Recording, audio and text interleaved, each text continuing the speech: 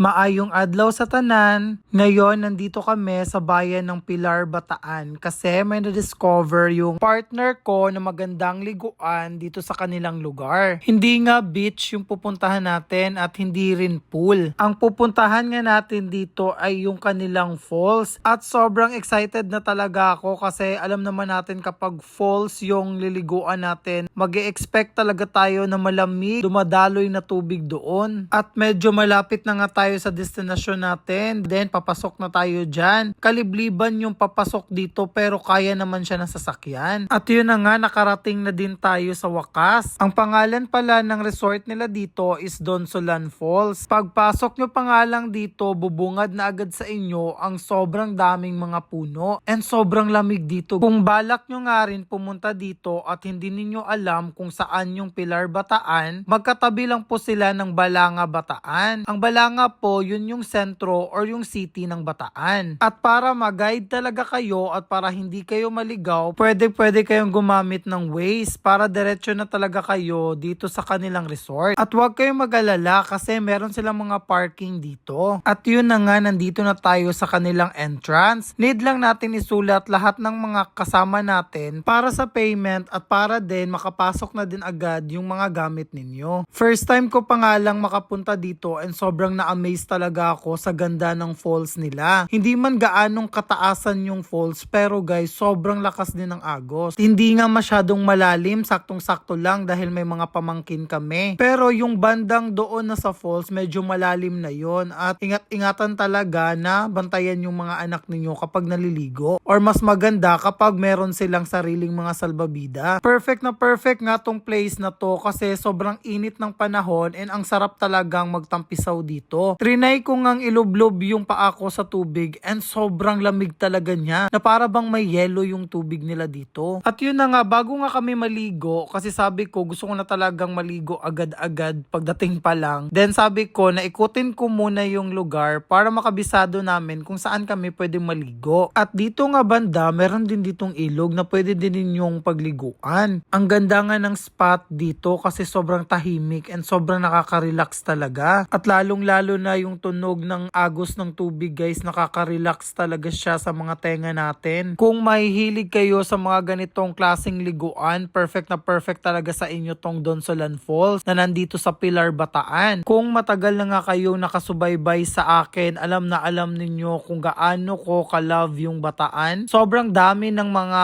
ilog, mga dagat, mga falls, mga pool yung napuntahan ko dito sa inyong lugar and sobrang hidden paradise talaga at kailangan talagang makita ng buong mundo kung gaano kaganda ang pwedeng i-offer ng Bataan. At maya-maya nga ay nagumpisa na kaming maligo kasi gustong-gusto ko na talagang matry ang kanilang ilog dito. Dito muna kami una sa ilog nila kasi may malalim na parte kasi tong ilog nila which is dito na side. Grabe, literal na sobrang lamig talaga ng ilog nila dito. Tignan nyo naman guys, akala nyo lang na hindi siya malamig pero sobrang lamig talaga niya. Nanginginig ako dyan habang nakalublob ako sa tubig. Alam nyo ba, kahit sobrang init ng araw, pag nandito ka sa lugar na to, parang hindi mo mararamdaman na sobrang init. Kasi sobrang lamig kasi ng paligid, ang daming puno, then malamig pa yung ilog nila. Kaya sobrang perfect talaga ditong mag-unwind, mag-relax, and magmuni-muni kasi sobrang tahimik and sarap lang maligo dyan sa ilog nila kasi sobrang nakaka-refresh talaga siya. At yun na nga guys, ini-enjoy talaga namin yung mga moment na nandito kami kasi hindi naman kami araw-araw nag-outing or pupunta sa mga ganitong lugar kaya habang nandito ako na nagbabakasyon, sinusulit ko na makasama ko yung partner ko at saka yung mga pamangkin niya. Enjoy talaga ako sa paglalangoy dyan kasi guys, first time ko ngayon 2026 na makapag-outing na naman dito sa probinsya ng aking partner. Alam nyo ba guys kung ano yung isang bucket list ko ngayon 2026?